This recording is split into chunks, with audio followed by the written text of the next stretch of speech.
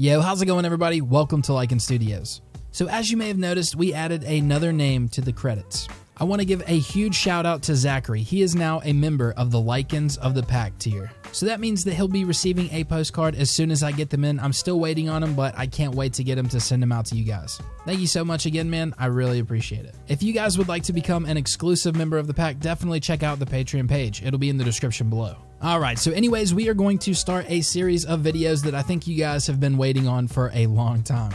I know a lot of you guys have been asking about it, so today we are going to start on the character predictions for Season 8. Now, I can't promise you guys that I'm actually going to be coming out with these like one after another or even once a week. It'll just be once I kind of research the character and get to know him a lot more and I can actually feel comfortable coming out with a video about him. So today we're going to be talking about Sansa Stark. We'll kind of just start off with like a little bit of a discussion about her, like what she's done throughout the show, as well as what I think will happen to her, and then eventually do I think she's going to die or live. After this video, if you are a patron, definitely be sure to start checking the page. We are going to be running polls because I would love to put your guys' inputs at the end of these types of videos. That way, whoever's watching can kind of get the feel of how the majority of the patrons feel, whether you think they're going to live or die. Alright, so before we jump into the discussion about Sansa as a character, let's go ahead and do the channel shout out. The winner of today's shout out goes to Luce Colon. She actually left me a comment saying how to pronounce that. I really appreciate it. And also that Luce apparently means light in Spanish. So huge shout out to you. You've been commenting and liking on all the recent videos and you've been subscribed for a while. You're also a member of the patrons, so we just want to say thank you so much. You're freaking awesome.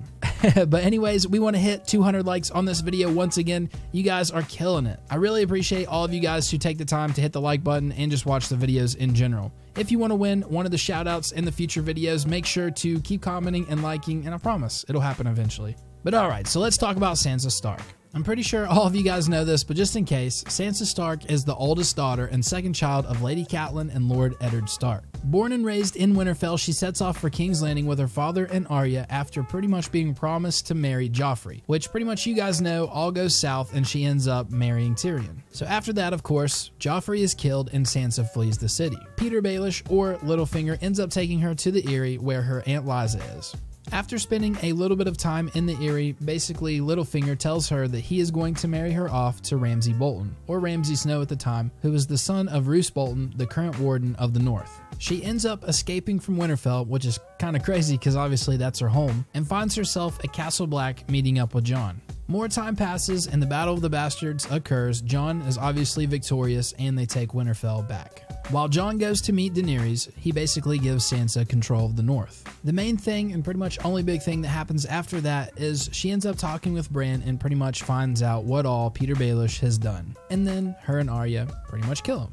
And now we're pretty much waiting on Season 8. So one of the big things that kind of like helps direct my thinking with how everything will go is actually this whole Direwolf theory. So basically this theory says that if you look at the direwolves of the Stark children, it kind of can foreshadow what exactly is going to happen to these characters. And basically the fact that they just share a lot of similarities and a deep connection. So I'll kind of go over that just a little bit now. So first off, we have Grey Wind and we have Robb.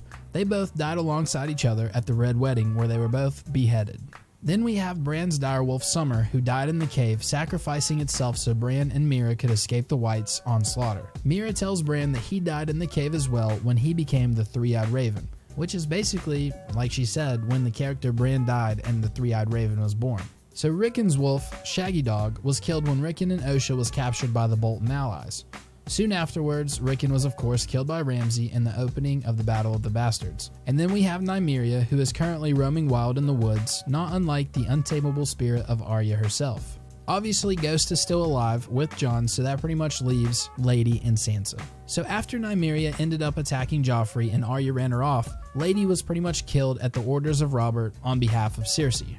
Now this is kind of where I differ from the theory a little bit. A lot of people think that another Stark could actually end up killing Sansa, whether it be Bran as the Night King or for some reason Arya killing her. I've seen that theory quite a bit. But I think that there's actually a completely different way of thinking about it. If you look at it, Lady pretty much died in place of Nymeria, thus saving Nymeria's life. So what if Sansa actually dies protecting Arya somehow? thinking about like the whole beginning of the show before Arya and Sansa are kind of split up, Arya is always getting on Sansa's nerves, and Sansa basically just doesn't even claim her as a sister. I think it would pretty much be perfect with their relationship that Sansa actually dies saving Arya. Now, of course, this is all just one theory, but I will try to bring up a little bit more to back up my point. Now, this evidence is actually more from the book side of things, but I feel like if George R.R. Martin already knows that he wants this character to die, they will honor that in Season 8. So in the books, I'm sure most of you guys know that she is actually not married to Ramsay. If you think about it, on the show, if you take out everything that has happened with Ramsay, Sansa has really not had that hard of a time. Yes, it was a little bit rough in King's Landing, but she was also being treated as royalty at the same time. There was Joffrey who kind of just tormented her a little bit, but she was still treated really well by everybody else. With that being said, I'm just not too sure a character who really hasn't had to go through that much will actually live through this whole war. In other words, basically, like, I can't really think of how she really deserves to live. Like, what has she done that really warrants her place to live? A lot of people will say it's to be kind of like the political leader after everything is said and done, but I'm not too sure if that's really going to be needed. If the will is really broken at the end, I think Dany will be plenty, if she lives. Speaking of me saying that I really don't feel like a political leader will be necessary, I'm not really sure there's much left for her to do in the show either. I mean, I guess she could kind of help rally forces and maybe like pump them up and stuff, but in a big fight with the army of the undead, she kind of just seems like she's going to be a burden, especially if they end up having to flee to King's Landing. She's going to be really one of the only ones that they have to take with her. They can't really fight. I mean, even Tyrion can kind of hold his own, as in the books and a couple times in the show. Next, we also have the fact that she was not a part of the original 5 survivors that George R.R. Martin put in his outline. Now, at that time, Jon and Arya actually were like in a love triangle type thing, so stuff has definitely changed, but I feel like that could still possibly be the core where George R.R. Martin is trying to take the story. Also, with that being said, like, out of the Stark children, like, who would be more apt to die? 2 of them that he originally said he wanted to live throughout the whole thing, or the one that he didn't really say anything about? But as you guys know, I do also like to look at both sides of everything, so let's talk a little bit about why she may live.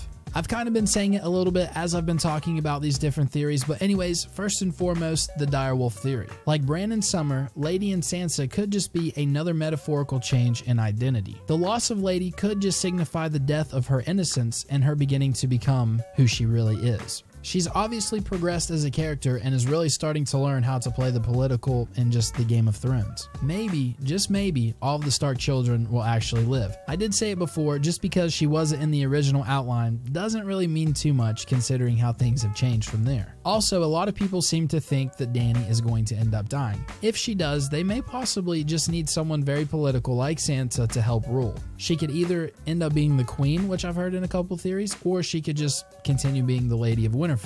On top of all that, she may just be the best chance for the Stark family name to continue. So all of those are pretty much the reasons and evidence behind her dying and her living that I can really think of. I'm sure there's more that I missed. Definitely start a discussion down in the comments if you have something, but just for you guys to know, I still think that she will die. I like to look at both sides of things, which is why I mentioned all of that, but as you could tell in the beginning, I said I think she will die saving Arya. Just with their very troubled relationship, I feel like it would be the perfect way to kind of solve all of that.